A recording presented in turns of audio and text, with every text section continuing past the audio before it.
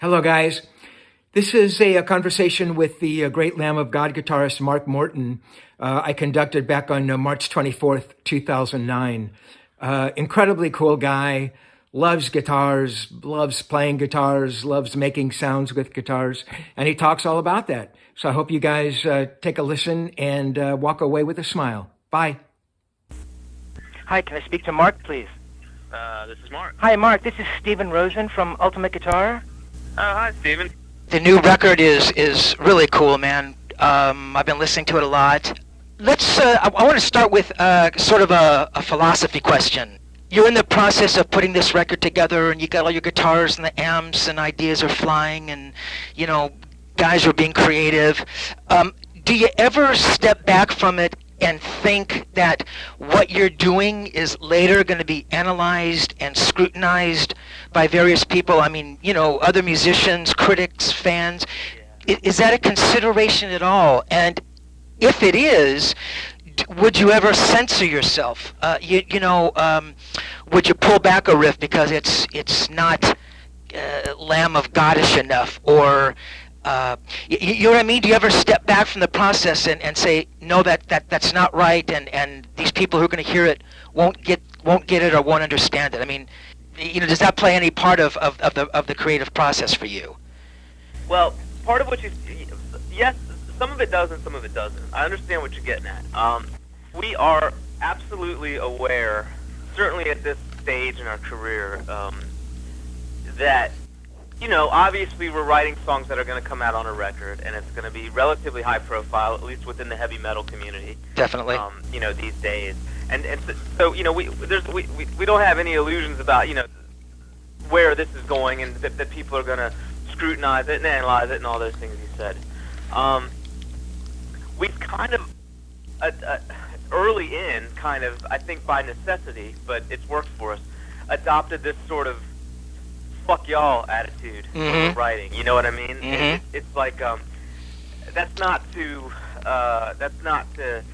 sound like that's not to disrespect the fact that people pay attention to our music. We love that, and we're very fortunate that is indeed the case.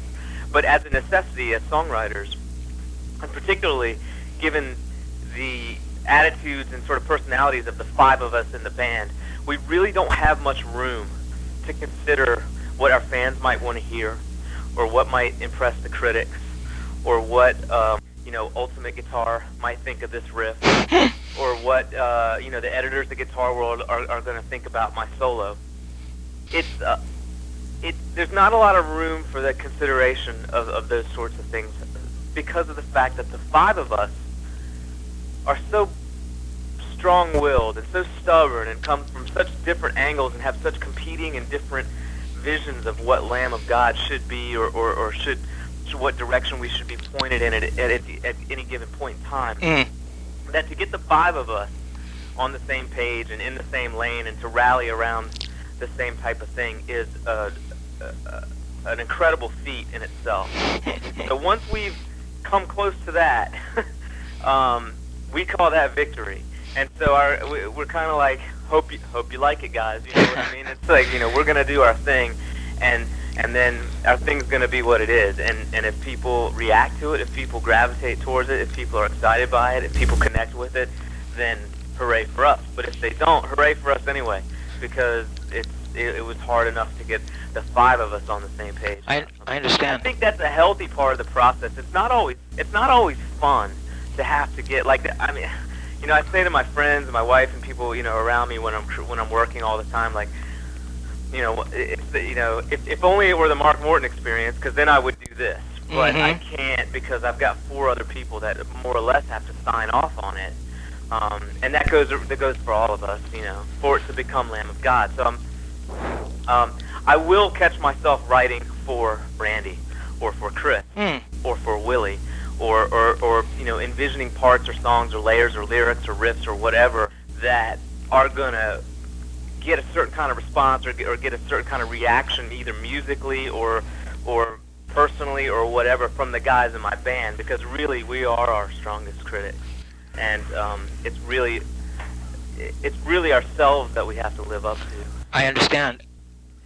I mean, the band is, and I hate the labels, and I know everybody goes through it, The band gets, I don't know if if they get compared to Mastodon a lot, but those two band names get mentioned a lot. And, I've just been listening to the new Mastodon record, and it's nothing like a Lamb of God record. No. I mean, it's, there's Hammond organs, and it's a throwback really to, it's a much more classic sounding thing, and there's keyboards, and there's kind of straight up kind of ballads, big rock things. But so why does that comparison happen? Other than the obvious fact that there's these big guitars, why does that happen? They jokingly mentioned that, we're an art rock band in an interview. I know he was just goofing, but you know what I mean? Why does that happen? I really don't know, because I wish I could give you a more clever answer, but I really don't know, because I don't see. Other than, I would say it's safe to say both bands are heavy. Mm-hmm. I don't really draw a lot of parallels between what Mastodon does and what we do. I'm a fan of that band. I love their music. I love them as people. They're good friends of mine. We've toured together a bunch. They come through town. I go hang out with them. We come through town. They come hang out with us. They're bros. I've known Braun and Bill since before Mastodon was even together, as a matter of fact. Mm. But musically, like I said, other than the fact that there's that the bands are heavy, I don't see a lot of immediate parallels or comparisons. What I could say about both bands is I think that knowing them as people and obviously knowing how my band works, I think both bands are very, very interested in evolving and changing from album to album and pushing the limits of what we can do within the context of our bands. I think that neither band is the type that's going to kind of tread water and stick with what's comfortable just because it's working. I think both, I think they're very serious musicians, and they're playing music for the love of creating music, and I think we are the same. So I think probably our philosophies are similar. I think the way those philosophies play themselves out artistically are very, very different. Interesting. So, in that aspect, Mark, was that one of the reasons for kind of moving away from Machine? Obviously that was a tried and true formula, and it worked, and I think he made some great records with you. Was it a conscious effort, a conscious move? Was it a feeling like you're saying, we want to try something new? Was it a personal thing, or listen, man, you screwed up the last record? I'm just... No, yeah, sure. I think it's certainly safe to say that different members of the band had different takes on on the work we did with Machine. Although everyone would agree that it's clearly those two records until now were certainly our most successful records commercially, and were big records for the band. They took great big strides with those records, and Machine had a lot to do with that. Machine's a personal friend of mine. Again, like I love the guy. I love working with him. I have a blast making records with him. But even that said, I knew from a creative point of view, if we were to do a third record with the same producer, I think it would be more of a challenge to keep things moving and evolving and changing. And to me, one of the most immediate ways to kind of flip the script, if you will, is to bring someone in to get a different take on production. I've said it before in interviews, but it's the best way to put it. Nothing was broke with our relationship with Machine. Obviously, we had just made our most successful record to date with Sacrament, and it was a very, very ambitious project. That record was very, very produced, very processed, very layered. Lots of additional arrangements and kind of things worked into those tunes that were in some ways a little bit of a stretch for us here and there. But I think they were right for some of the tunes. The song, Walk With Me in Hell, I don't think could sound any better. That it needed that sort of huge epic approach, to production for that song. Mm-hmm. It just fit that song. Descending is another example. I think that having made that record that way and having approached the production of it that way, it was almost a response to that, a reaction to that really got us rallied around the idea of making Wrath something really raw and aggressive and pure and stripped down and really bare bones almost. I don't think we could have been as excited about making that kind of record had we not made Sacrament the way we did. But it was just sort of the natural progression of things. And again, like you alluded to, one of the ways we felt like to kind of keep things changing and sort of mix things up a little bit and shake it down a little bit was to bring a different producer in. Interesting. Mark, you describe Wrath as, kind of a more of a stripped down Lamb of God. Yet, I mean, some of these tracks are pretty big. I mean, it sounds like at least there's a fair amount of guitars kind of flying around. And it is a bit of a paradox the way I describe it, because in one breath I'll say that it's stripped down and it's more raw, but I know that there are actually more guitar tracks on Wrath than there are on Sacrament. Huh. I think it's more about the sound, the tones we got, the sounds we got, the way we recorded the record, instead of reamping everything and sort of, calculating and devising our guitar tones after everything was already tracked, which is how we approached Ashes and Sacrament. On Wrath, we got the guitar tones first. Interesting. And then we recorded it, you know what I mean? Which is kind of that sort of seems obvious. To someone who hasn't made a lot of records, that might seem obvious, but really, they're two different schools of doing it with reamping and direct signals and that kind of thing. Now, a lot of times will just track and use a standard tone to monitor what you're tracking. Yeah. And then go back and really kind of create the guitar tones after the fact during the mix, almost like as a post-production technique. Mm-hmm. But we kind of went back to the more traditional way with Wrath, where, hey, let's get a great guitar tone and then put a mic in front of that speaker and press record, And that's almost, these days, that's almost kind of not revolutionary, but it's almost like fresh to do it that way. No, exactly. You know what I mean? Exactly. I think that was a real big. I was really driving that home to Willie and to Josh, our producer, early in. Like, look, guys, I really want to record this. Like, I want to know while I'm playing it that this is the tone that I'm going to be working with on the album. Mm-hmm. As a guitar player, I mean, we're this interview, we're talking about guitar stuff. A lot of how you play and how your instrument reacts is directly related to how what your tone is. And Absolutely. And how your amps and tubes and everything are responding to that signal. So if you're tracking things and you're hearing it come back one way, and then and then later you're going to go completely reinvent that sound, well, I would have played it differently had I known that the tone was going to be set like this. Interesting. I would have executed that part differently. I would have hit harder. I would have picked lighter. I would have been more legato. I would have pedaled that one harder, whatever, And those are some of the things I learned over the past couple records before. When we would go back and change things, I would hear the pinch harmonic on Laid to Rest and go, had I known that this is where we were going to settle at with the tone, I probably would have struck that just a little bit differently. Uh-huh. Subtle differences, Yeah. things that, your average fan probably wouldn't give two shits about. But to me as a player, we get that precise and that focused in on those tones, and then, you kind of live with it after it's done, but you're like, damn, if I'd have known that we'd have pumped the mids quite that high, I might have struck that just a little bit differently. So those are the kind of things that I didn't want to, walk away from the project, kind of living with. I wanted to know exactly how it was going down as it was going down, and I think the most efficient way to do that was to get the tones, set the tones, put the mics up, and get the take, Absolutely, and really what you've described is, the way, people have made records for the last, 30 years, until the digital age, and, exactly. Being able to reamp and, amp. Yeah, and the thing is, I'm really fortunate. I was talking to a friend of mine about this the other day. I feel very fortunate to have come just at the cusp of that, where the first couple of records I made were on tape. I have made records recording onto a 2-inch tape, and now that's completely antiquated. Yeah. There's a whole generation of pro players right now that will never do that, and will have never seen anyone editing tape and actually cutting reels up and editing like that. You know what I mean? But yeah. We were just barely caught the end of that.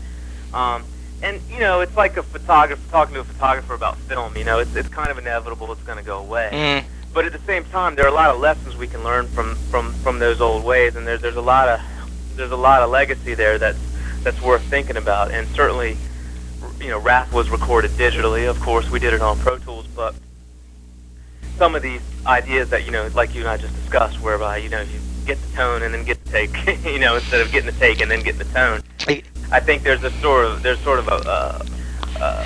an order of things that we kind of went back to that was a little bit more traditional on this record, and I think that's part of why it sounds like it does. I see, exactly. And I mean, in some respects, I would think that it's really harder to kind of go back to the, back to the day era, where you have your tone dialed in and you're playing the part, as opposed to, yeah, playing your part and then going in and, you can add anything you want to it or change it in any way. And in some respects, it's like maybe sometimes too many choices kind of homogenizes things. I think, yeah, I think you kind of set your boundaries up, we've been around the block a time or two. This was our 6th record, if you count the Burn the Priest record. So we kind of knew what we wanted going in. So it wasn't like it was a huge dilemma trying to figure out our tone. It was just a matter of everybody agreeing to, this is what we're going to do, and this is how we're going to do it. Interesting. And, of course, there were things we went and reamped. There were certain, when we quadded out the choruses, you wanted a different tone, and we picked that later and that kind of thing. I'm not saying we didn't do any reamping, because we certainly did. But the foundation of the songs was done, was recorded, played as they sound on the record. Right. Set to Fail is a first single, which is kind of pretty brutal. Is that kind of the face you wanted to put on the record? Is that kind of the first step that you wanted people to kind of see and the first impression? Sure, but yes. The short answer is yes. It was a little tricky this time because I think this record is pretty dynamic, and Set to Fail, certainly in my view, does not. If I had to pick a song that represented everything that Wrath brought to the table, I don't think Set to Fail would be that tune. But Set to Fail was a very immediate, groovy, heavy kind of head bobbing, that kind of tune. And really, when you're going to pick a song to do a little video for, that's kind of what you want. You just want that kind of immediacy. I see. And it had a real cool hooky groove to it and a cool riff. And I had a lot of fun with that guitar solo, so I was excited about that. And it was just a cool. If you had to pick one that you were going to put a little bow on and make a video for, that was the one that kind of stuck out. Yeah, that was a really great solo, Mark. That was fun. That was cool. Man, that was cool. So Mark, you're talking about having the tones, kind of in your head, and so you got your Marshall or your Mesa, or whatever it is, and Les Paul or the ESP, and so you've gone in there. I've read where you've actually, all the licks and stuff have been worked out. You guys did a lot of pre-production. Is that true with the solos as well? You knew the changes and you kind of had ideas, or was it exactly done? Was it a one-off? It depends on the solo. Some of them I had straight up worked out, over the course of pre-production and doing demos, which we kind of do. We do pretty extensive demo sessions anytime we make a record. And I would, anyone that's going in to make a record, I would say, you should always walk in knowing what you want to play. You shouldn't walk in, especially, clearly from song structures, you should have songs written, but even from solos, one of the mistakes that I would make early in my, different bands before this or different recording sessions was kind of just going in thinking, I'll just plug in and I'll come up with something. And sometimes you get let down because, sometimes you'll stumble on that magic, and you'll just be hitting that night and you may come up with something that, wow, that's the coolest thing I've ever played. And that will happen. But when that doesn't happen, you've got nothing to fall back on. So I feel like you should walk into a session knowing what you want to play. Now, once you've got that down, then start fucking around with it, And that's really kind of what I did with most of the solos on this record was I came in with something that this is what I want to play, and I'd lay that down. And then me and Josh, would start playing with it and say, okay, cool, let's just do another random take and see if we, see what comes up. And so most of the solos you hear are kind of a combination of those two things. For the most part, it's following the outline of the solo that I had worked out and laid out. But sometimes, we tweak a couple things, or hey, let's try a different lick here, or this lick sounds a little bit like the one in the other tune. Let's just put it in a different position and see, see if you can stretch it out a little bit and come up, that kind of thing. And we would do our sessions in such a way that I would start at noon, 1, something like that in the afternoon, and we would work up until 7 or 8 doing like basic rhythm tracks. Then we'd take a break, and then the wine would come out or the whiskey would come out or whatever, you know, and we'd kind of, well, Josh doesn't drink, but I would. And like, you know, I'd get a couple glasses of wine in me and start loosening up a little bit, and then so by 10 or 11 o'clock, that's when we started really doing solos. So it was kind of cool because it was like we were working, you know, all business during the day, just executing the tracks, laying down, getting the rhythm takes down and getting them tight and right.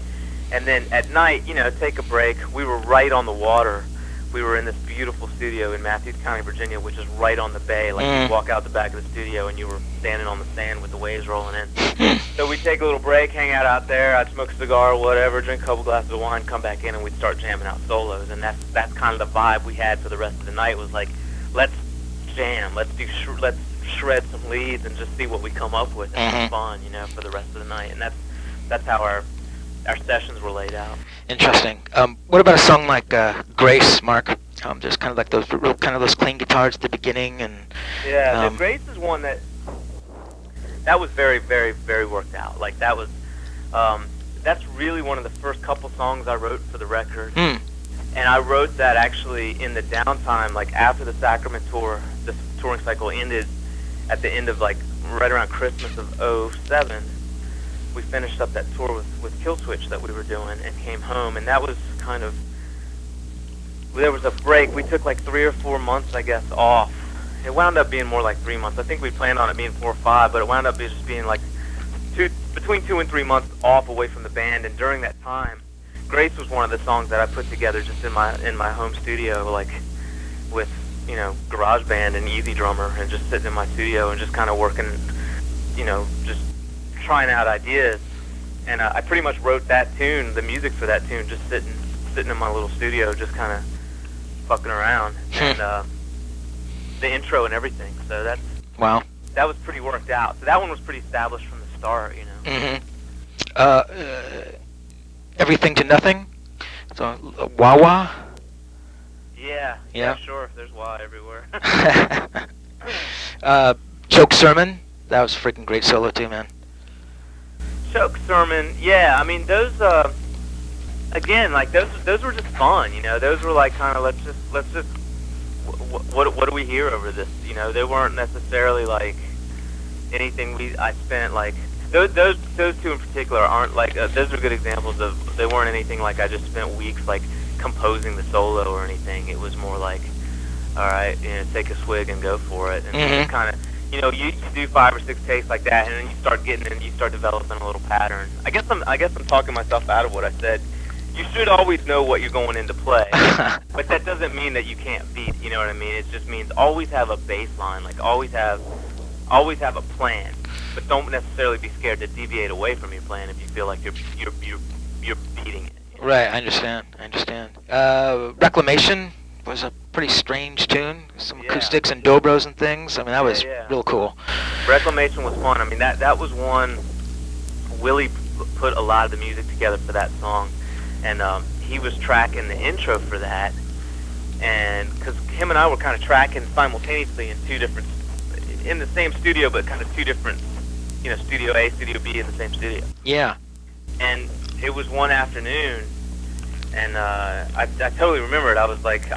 I'm a crazy like NASCAR fan, like big time race fan, and I'd take a break to go downstairs and watch the end of the race.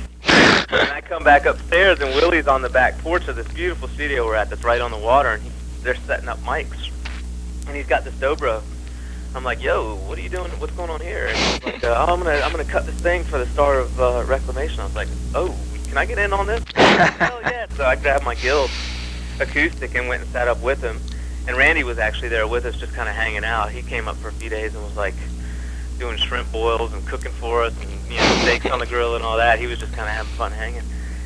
And we just kind of winged it on the intro of that thing. I mean, that and what you hear at the end of it with me breaking off and doing that little solo with the lead and stuff like that. That was just, we just kind of were jamming. Like, and that's what's one of the really cool about this record, is just little things like that are like little moments of life, you know. Instead of making this like super like super sterile, perfect, you know, in a vacuum. Exactly. Record. Like there's a lot of life in this record, and like that to me is one of the best examples of that. It's like that's just me and Willie jamming on the porch. Yeah.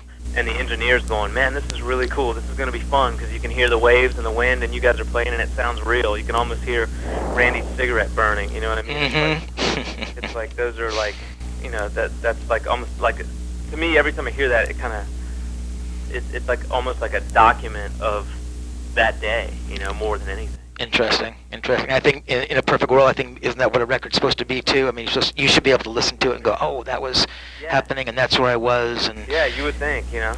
Definitely. Just a few more questions here, Mark, and I'll let you go. Cool.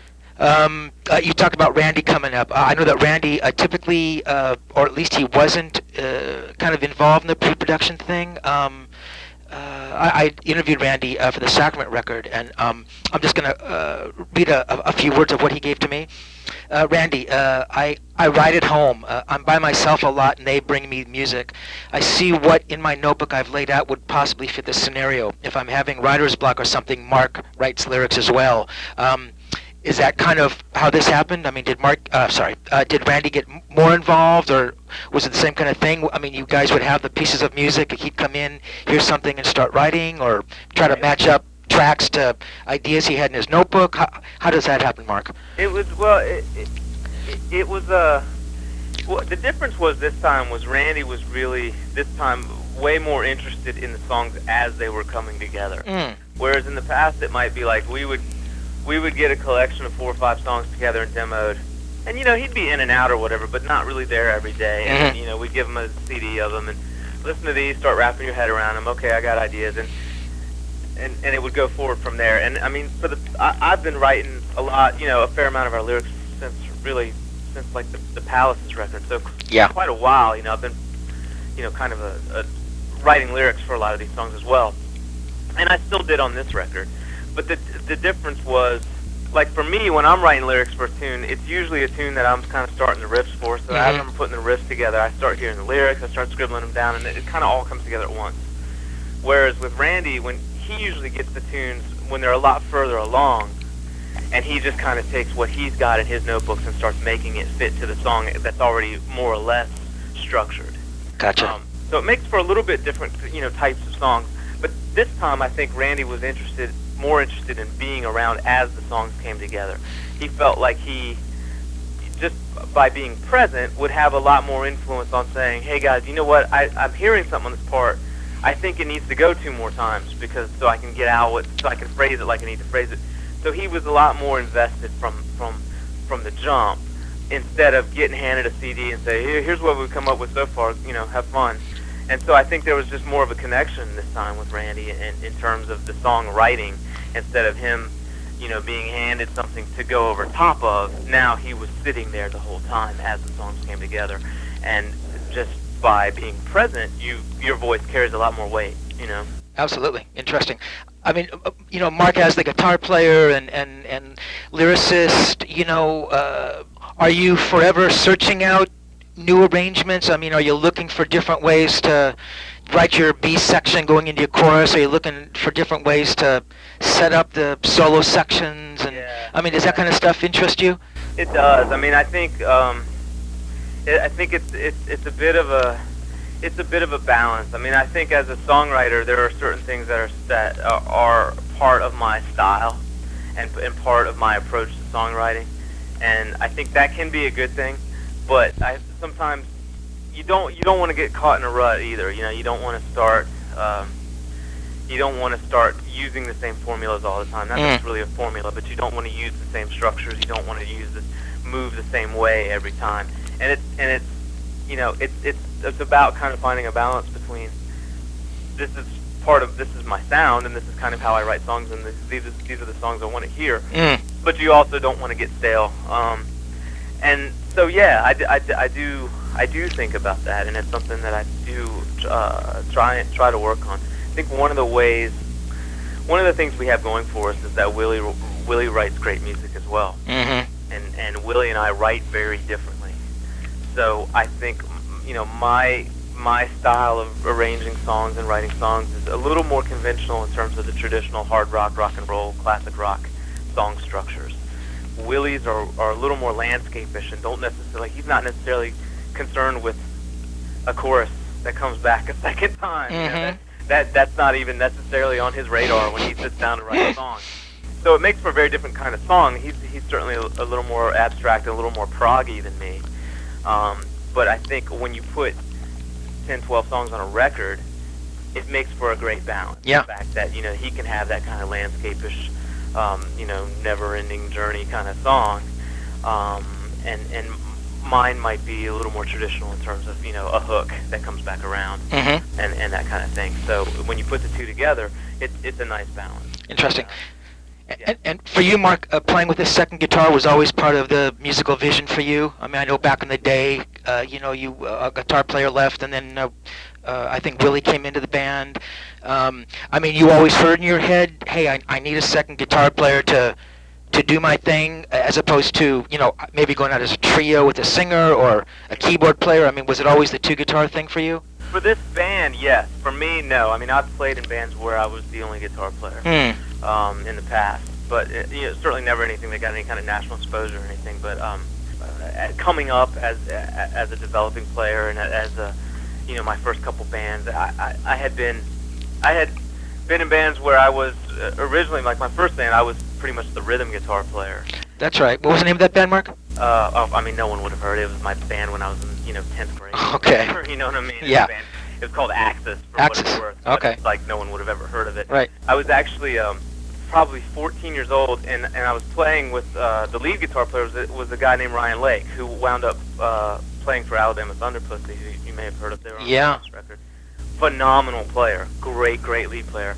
Yeah, I grew up with him. He was, you know, when you're so many of your readers, I'm sure, you know, when you grow up playing guitar, you've always got a buddy that you jam with.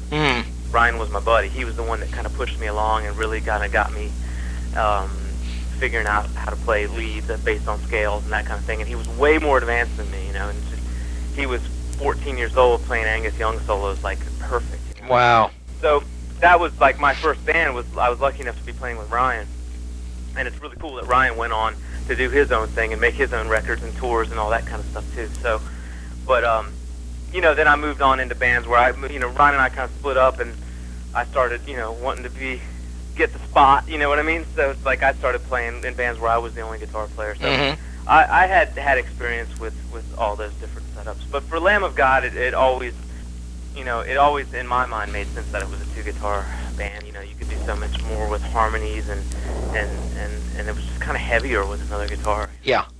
A couple more questions here, Mark. Just 25 words on the Walk With Me in Hell DVD. What do you want to know? Just, you know, was it? I mean, obviously it's the band. I mean, did it capture what you wanted to represent, what you wanted to show? Yeah, it did. I mean, I think the Walk With Me in Hell DVD is more, and the way I see it was really an extension of the Philadelphia DVD. Like, you know, right when we kind of started putting Philadelphia together, which I'm not sure if you're familiar with that. It's a DVD that came out before the Walk With Me in Hell, obviously. We really wanted to give the fan, the viewer, whoever, like a realistic, accurate look at what it is to be in a touring heavy metal band. Not, you know, show us that. I mean, although it did, but not like just show us at the Grammys or in a limo, or, you know, standing on stage in front of 70,000 people at Download or whatever. But really show like the bullshit side of it too, because all those things are true and they all happen. Yeah. But when you're in this world, you realize that all that shit you see, that's all. I mean, it's there, but it's all kind of smoke and mirrors too. I understand. It's all like, that's the glamorous part and the part that's the showbiz part. But there's a lot of shit that you don't see, where, you know, you wake up at 8 in the morning in a Walmart parking lot, and you're taking a shit at Walmart, and it's like, boy, you're a big rock star, aren't you? You know, you're banging on the door at Walmart because you got to use the bathroom. You know, and it's like, you know, you're in a truck stop, drunk as hell, buying beef jerky at 4 o'clock in the morning. That's not very rock star either, you know. But so we really wanted to show an accurate portrayal of what all this is, for better or worse, you know. And so Philadelphia showed some of that on the level we were at that point, and Walk With Me in Hell was really just an extension of it, where we took Philadelphia, basically we took the tour. We followed the tour around the world, so it showed us going to Australia and Japan and all these places that, you know, a little more exotic for us, but all part of the tour too. So it just kind of gives you a view of what it's like and how boring it can be and how goofy we can get, how drunk we can get, you know, all that kind of stuff. Yeah, interesting. Last question here, Mark. I know that Billy Gibbons and Paige are kind of heroes of yours. Yeah. Sure. Have you ever met them? No, I haven't. I mean, I've had the good fortune of meeting some real guitar heroes of mine. I mean, I was lucky enough to have spent a good hard night of drinking with Dimebag while he was still with us, and such a sweet, awesome dude. And I feel eternally grateful for that time that I got to, you know, bullshit with him and talk about music and pound whiskey and all that stuff. I've toured with Zach a couple times. Another just you know, you can't say enough about Zach Wild. Yeah, Zach's great. How awesome a player is, and what a fun guy he is too. You know, he's great. Another great dude, and Dave Mustaine. You know, now, you know, James and Kirk and really all the Metallica guys that we've toured with. They're just to find out firsthand that they're just really genuine, awesome dudes, and really hospitable hosts, you know, to have us on tour. Just great people. So I've had good fortune of meeting some of my heroes, you know. You're lucky. But not Billy Gibbons, Jimmy Page, and man, I don't get starstruck much, but I'll tell you what, you put me in a room with Jimmy Page and I'd probably be nervous. Yeah, that'd be a tough one. I actually was out on the road with Zeppelin in '77. Wow. That was pretty heavy, and then I interviewed Jimmy again in '86 when he was with the Firm, and he's pretty intense. I got a migraine headache talking to him. I thought my skull was going to crack open. Wow. Yeah. But so that's interesting. Yeah, well, it's good that you've had, you know, good, you know, positive experiences with your heroes. Because I mean, Jimmy is a great guy, but he's not the world's nicest person, to be honest with you. At least that's what I had. Yeah, he was a very difficult person to speak with, and you know. But anyway, you know, the fact that you have had positive experiences with your heroes. You know, I've had a few too that none of the people I mentioned actually, you know, because like I said, I've had a few people that I've come across that I've been like, wow, what a dick. Exactly. But you know, that's cool too. Whatever. Yeah. I've also learned, you know, in my own experience that sometimes. In this world, music world or whatever, sometimes you feel like you kind of can't escape it, you know what I mean? Especially when you're on the road and there's press and there's that environment and all that stuff, like, you almost feel a little trapped by it. Yeah, I understand. Kind of feel like a circus clown a little bit sometimes. Yeah. And on the wrong day, you know, that can be tough to deal with, so I'm always have a little bit of thick skin if someone's coming across funny like that, because it's just, you know, who knows what they got going on in their real life. You know what I mean? Yeah, I do.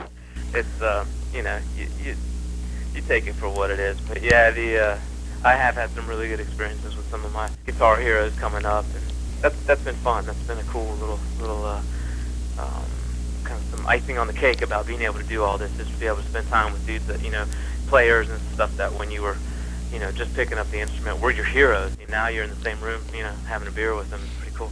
It is a cool thing. Well, that's great, Mark. I really appreciate your time, man, and it was a great interview. Yeah, thank you for your thoughtful questions, man. I appreciate it. Great. And again, I appreciate it, man. Best of luck to you, and go play with the kids now. Thanks a lot, man. Thanks, Mark.